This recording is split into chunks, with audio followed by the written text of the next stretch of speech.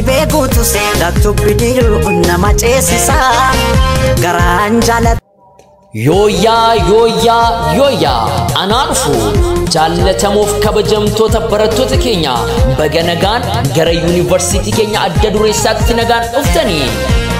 Yuunivarsiitiin Jimmaa yuunivarsiitota biyya keenya keessatti argaman keessaa isa angafaa fi filatamaa yommuu ta'u adeemsa baruuf barsiisuu qo'annoo fi qorannoo hawaasa giddu galeeffate irratti kan hojjetu yommuu ta'u kanaanis biyya keessaa fi biyyoota alaatti jaallatamummaa guddaa gonfatee jira.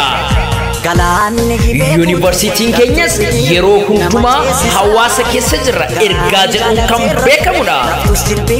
Yuunivarsiitiin Jimmaa yeroo ammaa kana kolleejjota 6, instituutota 2, akaadaamii 1 fi yuunivarsiitii Jimmaa keessatti kan argamu kaampaasota 4 magaalaa Aggaaroo keessatti kan argamu kaampaasii Aggaaroo fi kaampaasii Argeessaa keessatti kan argamu yommuu ta'u barattoota isaa teekinooloojiin dabaalee barsiisuu irratti argama.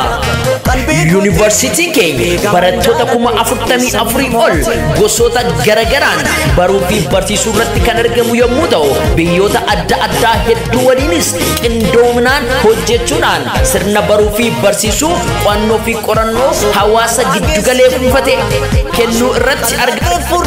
Yuunivarsiitiin Jimmaa qo'annoo fi qorannoo isaatiinis bara 2022 akka biyyaatti darbees akka gaanfa Afrikaatti sadarkaa tokkoffaa qabaachuusaa gaafa isiniif ibsinu gammachuu guddaatu nutti dhagahama. Jaallatamtoota kabajamtoota barattoota keenya irra deebi'uun biyya seenaa qabeettii biyya Jimmaa fi yuunivarsiitii keenya adda dureessatti baga nagaan dhuftan isiniin jenna.